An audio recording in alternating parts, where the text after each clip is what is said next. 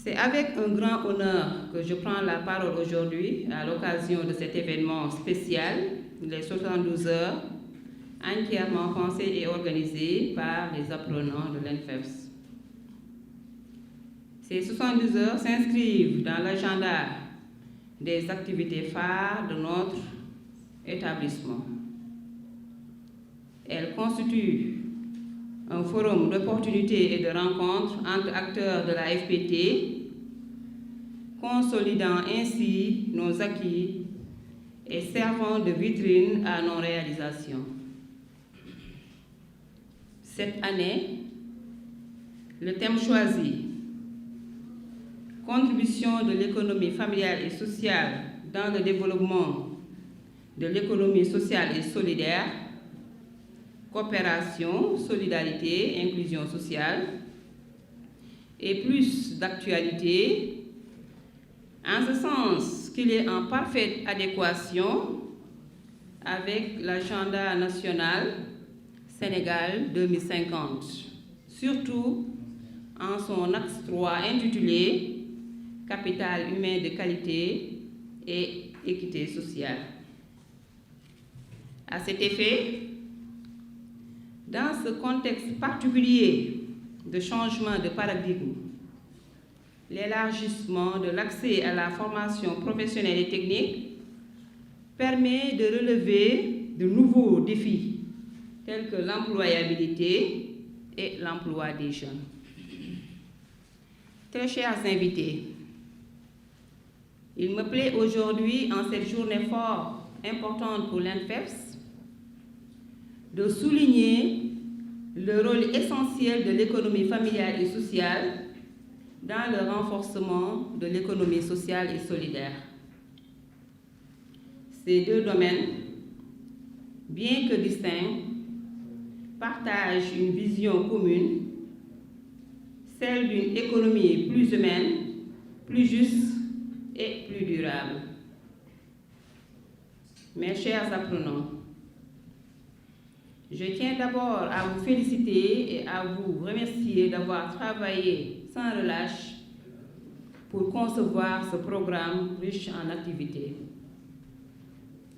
Que ce soit à travers les représentations culturelles, les débats, les projets solidaires, vous avez démontré que l'école n'est pas seulement un lieu d'apprentissage, mais aussi un espace d'épanouissement, d'innovation et de vivre ensemble.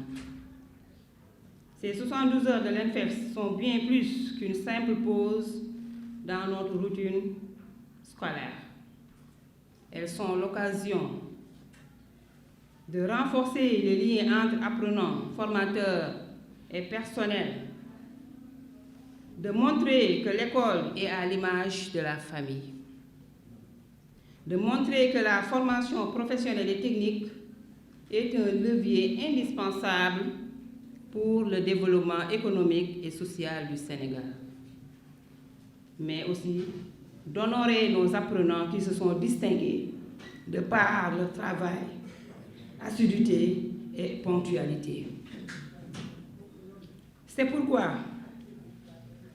le conseil de classe a décidé, en cette dernière journée de 72 heures de l'ENFEFS, de décerner les lettres de félicitations aux apprenants méritants. À la communauté éducative de l'ENFEFS, je dis merci pour votre accompagnement bienveillant. Vous avez su guider les apprenants tout en leur laissant la liberté de prendre des initiatives. Et c'est ainsi que se construisent les leaders de demain. Je remercie d'avance nos distingués panélistes, M. Aliou Ndiaye de la direction de l'apprentissage et M.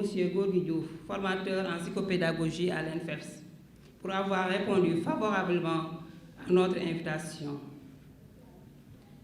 À nos partenaires, compagnons d'hier, d'aujourd'hui et de demain, j'adresse mes vifs remerciements. C'est un honneur pour moi de prendre la parole aujourd'hui en représentation de notre directrice générale de la formation professionnelle et technique empêchée.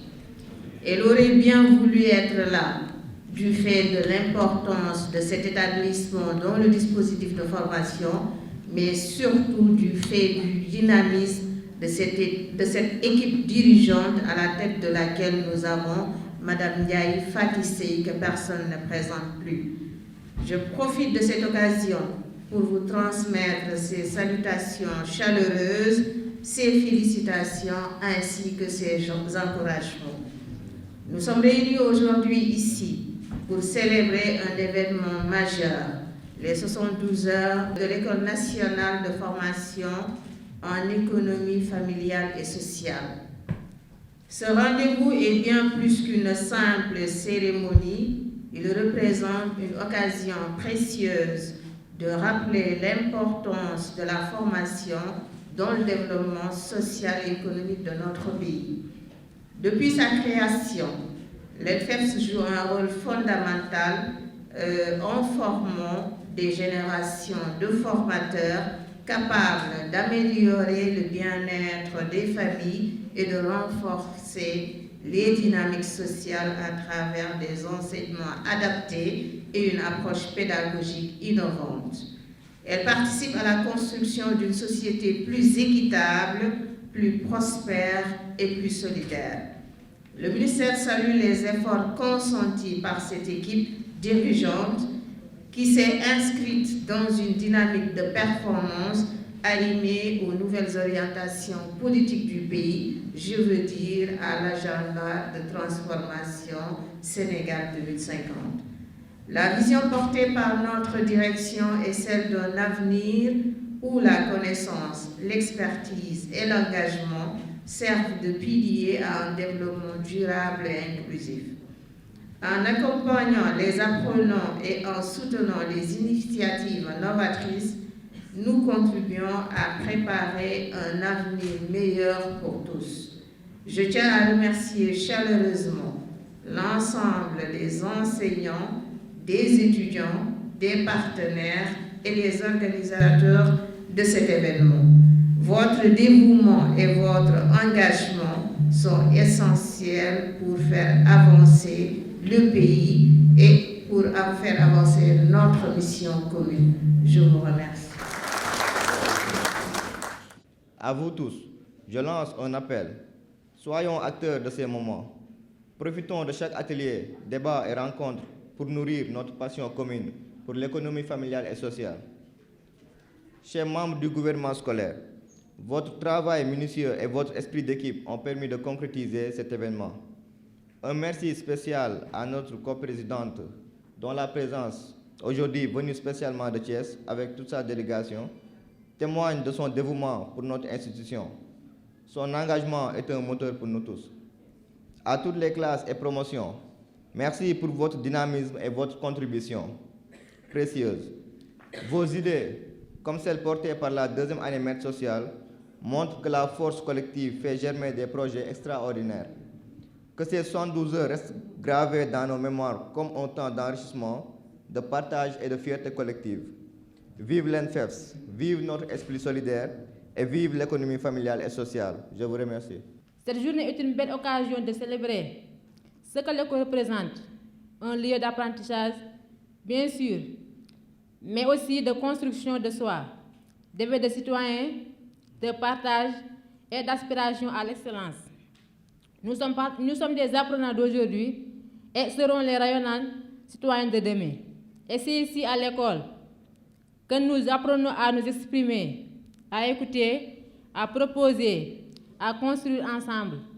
Nous sommes vraiment impressionnés parce que nous avons pu découvrir dans votre établissement vos projets, votre dynamisme, l'implication des formateurs et de tous les apprenants.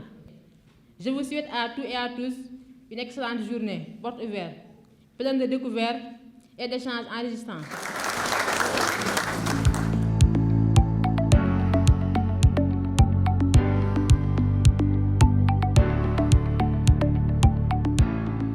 Alors, je vais axer mon intervention sur 3 points. D'abord, l'économie sociale solidaire en général, le cas du Sénégal et enfin le rôle de la formation technique et professionnelle dans cette économie sociale et familiale. Voilà les 3 points autour desquels je vais articuler donc mon intervention. Mais avant cela, il faudra qu'on replace tout dans un contexte. C'est-à-dire pour comprendre l'économie familiale et sociale et l'économie solidaire, leur rôle et leur impact, il faut se replacer dans l'économie en général. L'économie en général est confrontée à 2 choses, le limité et l'illimité. Autrement dit, les ressources sont limitées et les besoins de l'homme sont illimités. Donc, comment construire une conformité entre les 2 axes? C'est ça d'abord le premier problème auquel l'économie est confrontée. Que ça soit au plan familial, que ça soit au plan étatique, la cohérence, la concordance entre des ressources très limitées dans tous les aspects de la vie, parce que ce soit le pétrole, que ce soit le capital, tout est limité, on a des ressources limitées. Mais l'homme, par conséquent, est un être qui est un être de désir et de besoin éternel. Maintenant, toute la gestion de l'économie, c'est quoi? C'est comment faire en sorte qu'il y ait une satisfaction, une conformité, je répète, entre ce qui est limité par nature et ce qui est illimité. Et c'est dans ce cadre qu'il faut comprendre donc toute la portée de l'économie familiale, mais aussi toute la portée de l'économie sociale. Ça, c'est le deuxième point. Le deuxième point, c'est l'économie en général est très souvent, surtout l'économie contemporaine, est tournée vers la recherche de capitaux et de profits. Autrement dit, l'économie est trop versée vers la recherche et l'acquisition de capitaux ou l'accumulation de capitaux. C'est dans ce cadre-là que l'économie sociale est extrêmement importante. Mais avant cela, permettez-moi d'abord de définir l'économie de manière générale et au plan étymologique. C'est un mot qui vient du grec ancien oikonomia, qui est composé de oikos, la maison, le foyer, et nomos, la règle. Ainsi donc, littéralement, l'économie veut dire l'art de gérer la maison. Maintenant, cette maison-là peut être entendue comme l'État, comme l'entreprise. Grosso modo, l'économie, donc, c'est la manière par laquelle on gère une structure, un État, un foyer. Et à partir de ce moment-là, la question c'est comment, à partir justement des ressources limitées et un État ou des structures illimitées, comment faire en sorte qu'il y ait effectivement, encore une fois, cette conquête. Et en tant que l'art de gérer une maison, l'économie donc suppose effectivement une certaine créativité et par conséquent une certaine innovation. En vérité donc, au Sénégal, l'économie familiale et sociale n'est pas en marge du développement, non. Elle en constitue ce que j'appelle l'ossature, discrète mais puissante. Autrement dit, l'économie familiale et sociale n'est pas visible, n'est pas justement quelque chose que l'on voit, mais elle constitue justement la structure justement d'une économie et quelle qu'elle soit. Ce retour vers la base, ce retour vers les piliers qui constituent une économie, à mon avis, est la solution que les autorités doivent encore développer. Et je termine par cette belle phrase de Joseph Kizerbo. Je le disais tout à l'heure, on ne développe pas, on se développe. L'économie familiale et sociale est déjà une marche. Et c'est à nous maintenant de l'accompagner, la formaliser, sans l'arracher à ses racines. Or, ces racines, encore une fois, ce sont ces différentes cultures. Je vous remercie. Est-ce que je pourrais quand même dire quelque chose qui, effectivement, pourrait être au-delà de ce qu'il a déjà dit, mais on dit que la répétition est pédagogique. Et je pense bien que, voilà, à l'entame de mon intervention, je voudrais un point de vigilance avant, effectivement, d'entrer dans le vif du sujet. Je voudrais un peu revenir sur un aspect qu'il avait développé lors de son intervention, et un témoignage sur Madame la directrice, Madame Ndiaye, en tant que manager hors pair. Moi, je dis manager hors pair parce que, vous savez, le management, c'est une science, hein? Et il faudrait effectivement que le manager puisse être au devant de la scène pour pouvoir comprendre les enjeux du management. Et moi, je sais que pertinemment que Madame Ndiaye s'inscrit dans cette perspective parce que le pape du management, Peter Drucker, il disait que la raison d'être de toute organisation, c'est de permettre à des hommes ordinaires de réaliser des choses extraordinaires. Et Madame Ndiaye, avec son équipe, est en train de réaliser des choses extraordinaires. Donc, c'est un manager hors pair. Voilà, ça, c'est vraiment le point de vigilance. Et je viens directement, n'est-ce pas, à mon sujet. Nous, ce qu'on avait l'habitude de dire, c'est l'approche top-down. Il faut changer de paradigme pour adopter ce qu'on appelle une approche bottom-up. Une approche bottom-up, c'est partir des préoccupations à la base pour essayer de s'élever. Et l'économie familiale et sociale est la matrice de l'économie sociale et solidaire.